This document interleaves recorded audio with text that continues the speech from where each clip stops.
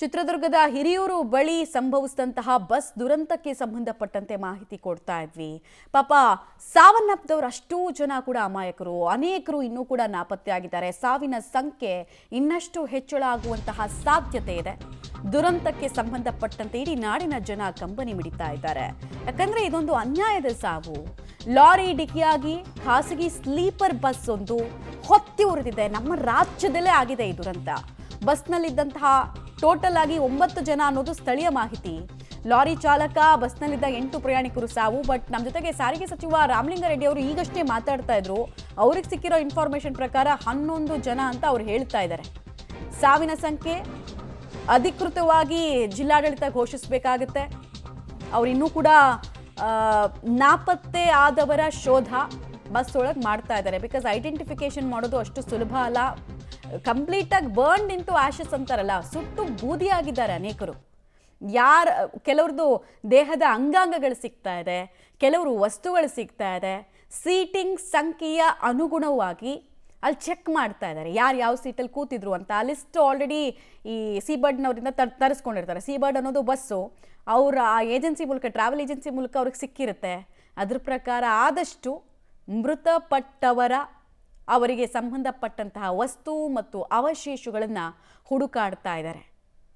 ಇಡೀ ಬಸ್ನ ಬೆಂಕಿ ಆರಿಸಿದ ಬಳಿಕ ಶೋಧ ಕಾರ್ಯ ತಡವಾಗಿ ಆರಂಭ ಆಯಿತು. ಬಿಕಾಸ್ ಅದು ಬೆಂಕಿ ನಂತನೇ ಇರಲಿಲ್ಲ. ಡೀಸೆಲ್ ಟ್ಯಾಂಕ್ಗಳು ಹಾಗೆ ಬೆಂಕಿ ಹೊತ್ಕೊಳ್ಳೋದಕ್ಕೆ ಪೆಟ್ರೋಲ್ ಟ್ಯಾಂಕ್ ಕಂಪೇರ್ ಮಾಡಿದ್ರೆ ಸ್ವಲ್ಪ ತಡ ಇರುತ್ತೆ, ಸ್ವಲ್ಪ. ಬಟ್ ಒಮ್ಮೆ ಹೊತ್ಕೊಂಡ್ಮೇಲೆ ಅದನ್ನು ಆರಿಸೋದಿದೆಯಲ್ಲ, ಸವಾಲಿನ ಕೆಲಸ. ಇನ್ನೊಂದು ಕಡೆಗೆ ಗಾಯಾಳುಗಳ ಸ್ಥಿತಿಗತಿ ಕೂಡ ಕ್ರಿಟಿಕಲ್ ಆಗಿದೆ. ಕೆಲವರನ್ನ ಬೇರೆ ಬೇರೆ ಆಸ್ಪತ್ರೆಗೆ ಶಿಫ್ಟ್ ಮಾಡಲಾಗಿದೆ. ಸಾವಿಗೆ ಆ ದುರಂತಮಯ ಯಾತನೆ ಹೇಗಿತ್ತು ಅನ್ನೋದನ್ನ ಕೆಲವರು ವಿವರಿಸ್ತಾ ಇದ್ದಾರೆ. ಬೆಚ್ಚಿ ಬೀಳಿಸೋ ರೀತಿ ಇದೆ ಘಟನೆ. ಟೈಮೇ ಸಿಗಲಿಲ್ಲ ಅನೇಕರಿಗೆ ಬಚಾವಾಗೋದಕ್ಕೆ. ಕೆಲವರು ಪವಾಡ ಸದೃಶವಾಗಿ ಬಚಾವಾಗಿದ್ದಾರೆ. ಬದುಕುಳಿದಂತಹ ಹಲವರಿಗೆ ಸೀರಿಯಸ್ ಇಂಜುರೀಸ್ ಆಗಿದೆ.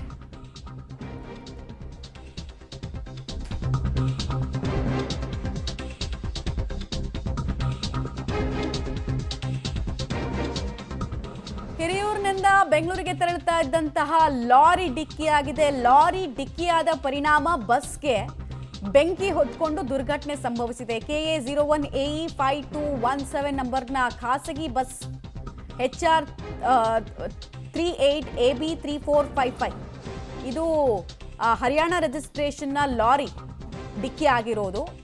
ಗಾಯಾಳುಗಳು ಹಿರಿಯೂರು ಮತ್ತು ಚಿತ್ರದುರ್ಗ ಆಸ್ಪತ್ರೆಗೆ ದಾಖಲಾಗಿದ್ದಾರೆ. ಪಾಪ ವಿಷಯ ಸುಮಾರು ಜನಕ್ಕೆ ಗೊತ್ತಿರಲ್ಲ. ಇವತ್ತು ಈಗ TV ನೋಡ್ತಾ ಇರೋರಿಗೆ ಕೊಡ್ತಾ ಇರುವಂತಹ ಮಾಹಿತಿ, ಬೆಂಗಳೂರಿನಿಂದ ಗೋಕರ್ಣಕ್ಕೆ ಹೋಗ್ತಾ ಇದ್ದಂತಹ ಬಸ್ ಒಂದು ಡೆಡ್ಲಿ ಆಕ್ಸಿಡೆಂಟ್ಗೆ ತುತ್ತಾಗಿದೆ. 9 ಜನ ಸಜೀವ ದಹನವಾಗಿದ್ದಾರೆ. ಬದುಕುಳಿದಂತಹ ಜೀವಗಳು ಕೂಡ ಆ ಇಡೀ ಡೆಡ್ಲಿ ಆಕ್ಸಿಡೆಂಟ್ನ ನರೇಟ್ ಮಾಡ್ತಿದ್ದಾರೆ ಕೆಲವರು. ಇನ್ನು ಕೆಲವ್ರಿಗೆ ಅದನ್ನು ಡೈಜೆಸ್ಟ್ ಮಾಡ್ಕೊಳ್ಳೋಕ್ಕೂ ಆಗ್ತಲ್ಲ, ಶಾಕ್ ಸ್ಟೇಟಲ್ಲಿದ್ದಾರೆ ಕೆಲವ್ರನ್ನ ಮಾತಾಡಿಸಿದಾಗ ಏನಾಗಿದೆ ಅನ್ನೋದನ್ನು ಅವ್ರಿಗೆ ಇನ್ನೂ ಎಕ್ಸಾಕ್ಟಾಗಿ ಹೇಳೋದಕ್ಕೂ ಸಾಧ್ಯ ಆಗ್ತಾ ಇಲ್ಲ. ಯಾಕಂದರೆ ಇನ್ನೂ ಅವ್ರ ಕಂಪ್ಲೀಟ್ ಮೈಂಡೇ ಶಾಕ್ ಸ್ಟೇಟಲ್ಲಿರುತ್ತೆ. ಆಮೇಲೆ ಎಷ್ಟೊತ್ತಿಗಾಗಿರೋದು, ನಸುಕಿನ ಜಾವ, ಮಧ್ಯರಾತ್ರಿ ಅಪಘಾತಗಳಿರುತ್ತಲ್ಲ, ಒಂದು ನಿದ್ರೆ ಮಂಪರು, ಇನ್ನೊಂದು ಹೇಗೆ ಆವಾಗ ಜೀವ ಉಳಿಸ್ಕೊಳ್ಬೇಕು ಅನ್ನುವಂತಹ ಹೋರಾಟ ನಡೆಸಿದವರು. ಸೊ ಒಬ್ಬೊಬ್ಬರದ್ದು ಒಂದೊಂದು ಕತೆ. ಸೀರಿಯಸ್ ಇಂಜುರೀಸ್ ಆಗಿದೆ. ಸಾದಿಕ್ ಅಂತ ಬಸ್ ಕ್ಲೀನರ್, ಪಾಪ ಈತ ಕೂಡ ಮಾತಾಡ್ದ. ಅವ್ನು ಹೇಳ್ದ, ನಾನು ಮಲಗಿದೆ ನನ್ನ ಪಾಡಿಗೆ ನಾನು, ಬಟ್ ಆ ಲಾರಿ ಎದುರುಗಡೆಯಿಂದ ಬಂದು ಡಿಕ್ಕಿ ಹೊಡೆಯುತ್ತೆ, ಅಡ್ಡಡ್ಡ ಡಿಕ್ಕಿ ಹೊಡೆದು ಬಿಡುತ್ತೆ, ಕಂಟ್ರೋಲ್ ಕೂಡ ಆಗಲ್ಲ. ಆಮೇಲೆ ಈಗ ನಮ್ಮ ಜೊತೆಗೆ ಆ ಸೀಬರ್ಡ್ ಬಸ್ ಮಾಲೀಕರು ಮಾತಾಡ್ತಾ ಹೇಳ್ತಾರು, ನಾವೆಲ್ಲ ಬಸ್ಗೂ ಕೂಡ ಸ್ಪೀಡ್ ಲಾಕ್ ಹಾಕ್ಬಿಟ್ಟಿದ್ದೀರಿ, ಸೊ ಓವರ್ ಸ್ಪೀಡಲ್ಲಂತೂ ಬಸ್ ಇರೋಕ್ಕೆ ಚಾನ್ಸೇ ಇಲ್ಲ ಅಂತ ಅವ್ರು ಹೇಳ್ತಾ ಇದ್ರು. ಎಮರ್ಜೆನ್ಸಿ ಎಕ್ಸಿಟ್ಗಳಿದ್ವು 2. ಬಟ್ ಯಾರಿಗೆ ತಲೆ ಓಡಿರುತ್ತೆ? ಸುಮಾರು ಜನರಿಗೆ ಸಮಯಾವಕಾಶನೇ ಸಿಕ್ಕಿರಲ್ಲ. ಅಲ್ಪ ಸಮಯಾವಕಾಶ ಸಿಕ್ಕವರು ಕಿಟಕಿ ಗಾಜನ್ನು ಒಡೆದ್ರು, ಬದುಕುಳಿದ್ರು. ಡೀಟೇಲ್ಸ್ ಕೊಡ್ತಾರೆ. ಸ್ಪಾಟ್ನಿಂದ ನೇರ ಸಂಪರ್ಕದಲ್ಲಿ ಜಾಯ್ನ್ ಆಗ್ತಾ ಇದ್ದಾರೆ ಸಿದ್ದರಾಜು. ಈಗ ಸಾವಿನ ಸಂಖ್ಯೆ ಹೆಚ್ಚಳ ಆಗಿರೋದ್ರ ಬಗ್ಗೆ ಏನಾದರೂ ಮಾಹಿತಿಗಳು ಸಿಗ್ತಾ ಇದೆಯಾ?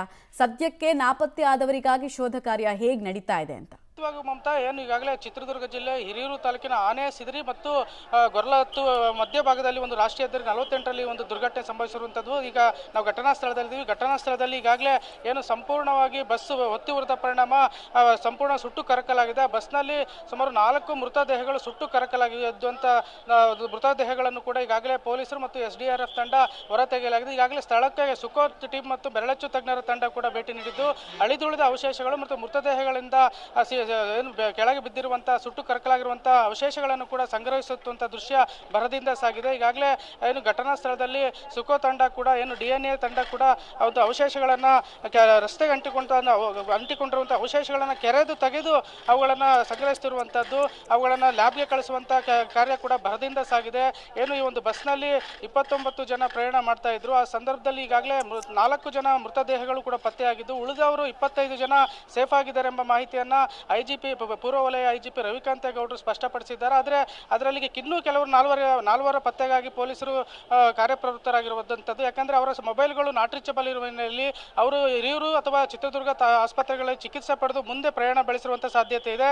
ಆದರೆ ಬಸ್ಸು ಸಂಪೂರ್ಣವಾಗಿ ಸುಟ್ಟು ಕರಕಲಾಗಿರುವ ಹಿನ್ನೆಲೆಯಲ್ಲಿ ಇದರಲ್ಲಿ ಯಾರು ಸಾವನ್ನಪ್ಪಿದ್ದಾರೆ, ಮೃತದೇಹಗಳು ಯಾರ್ದು ಎಂಬುದಕ್ಕೆ ಪತ್ತೆ ಹಚ್ಚುವಂಥ ಕಾರ್ಯ ಭರದಿಂದ ಸಾಗಿದೆ.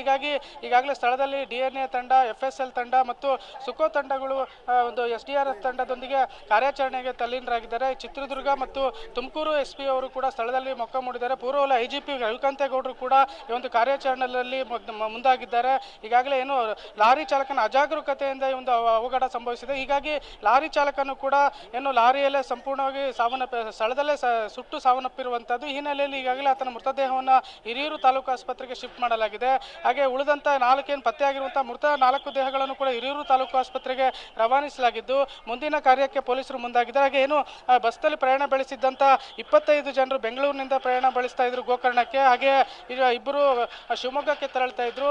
ಹೀಗಾಗಿ ಅವರಿಗೆ ಸಂಬಂಧಪಟ್ಟಂತ ಏನು ಪ್ರಯಾಣಿಕರಿಗೆ ಒಂದು ಸಂಬಂಧಿಗಳನ್ನು ಸಂಪರ್ಕಿಸೋದಕ್ಕೂ ಕೂಡ ಅವ್ರ ಪೋಷಕರನ್ನು ಸಂಪರ್ಕಿಸಲು ಕೂಡ ಪೊಲೀಸರು ಮುಂದಾಗಿರುವಂಥದ್ದು. ಈಗಾಗಲೇ ಘಟನಾ ಸ್ಥಳಕ್ಕೆ ಕೆಲವು ಮೃತರ ಅಂದರೆ ಪ್ರಯಾಣಿಕರ ಸಂಬಂಧಿಗಳು ಕೂಡ ಆಗಮಿಸಿದ್ದು ಅದರಲ್ಲಿ ಯಾರು ಸಾವನ್ನಪ್ಪಿದ್ದಾರೆ ಎಂಬ ಪತ್ತೆ ಕಾರ್ಯದಲ್ಲಿ ಪೊಲೀಸರು ಮುಂದಾಗಿದ್ದಾರೆ. ಯಾಕಂತಂದ್ರೆ ದೇಹಗಳು ಸಂಪೂರ್ಣ ಸುಟ್ಟು ಕರಕಲಾಗಿರುವ ಹಿನ್ನೆಲೆಯಲ್ಲಿ ಇದು ಯಾರ ದೇಹ ಎಂದು ಹೇಳೋದು ಕಷ್ಟಸಾಧ್ಯವಾಗಿರುವ ಹಿನ್ನೆಲೆಯಲ್ಲಿ FSL ಮತ್ತು DNA ಟೆಸ್ಟ್ ಆದ ಬಳಿಕವೇ ಈ ಒಂದು ಮೃತದೇಹಗಳ ಬಗ್ಗೆ ಮಾಹಿತಿ ಸಿಗಬೇಕಿದೆ.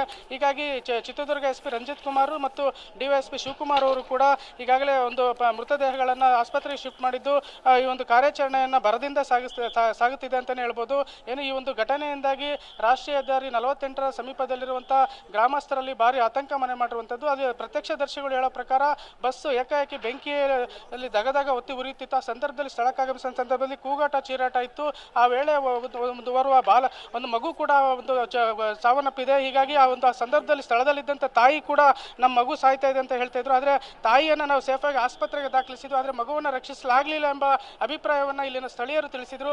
ಒಟ್ಟಾರೆ ಏನಂತಂದ್ರೆ ಈ ಒಂದು ದುರ್ಘಟನೆಯಿಂದಾಗಿ ಭಾರಿ ಆತಂಕ ಮನೆ ಮಾಡಿದೆ. ಈ ಘಟನೆಯಿಂದಾಗಿ ಈಗ ಸದ್ಯದ ಮಾಹಿತಿ ಪ್ರಕಾರ 4 ಮೃತದೇಹಗಳು ಸಿಕ್ಕಿದ್ದು ಇನ್ನು ಉಳಿದಂತೆ 25 ಜನರು ಆಸ್ಪತ್ರೆಗೆ ಶಿಫ್ಟ್ ಮಾಡಿ ಅವರಿಗೆ ಚಿಕಿತ್ಸೆ ನೀಡಲಾಗ್ತಿದೆ ಎಂಬ ಮಾಹಿತಿಯನ್ನು ಪೊಲೀಸರು ನೀಡಿದ್ದಾರೆ. ಮಮತಾ.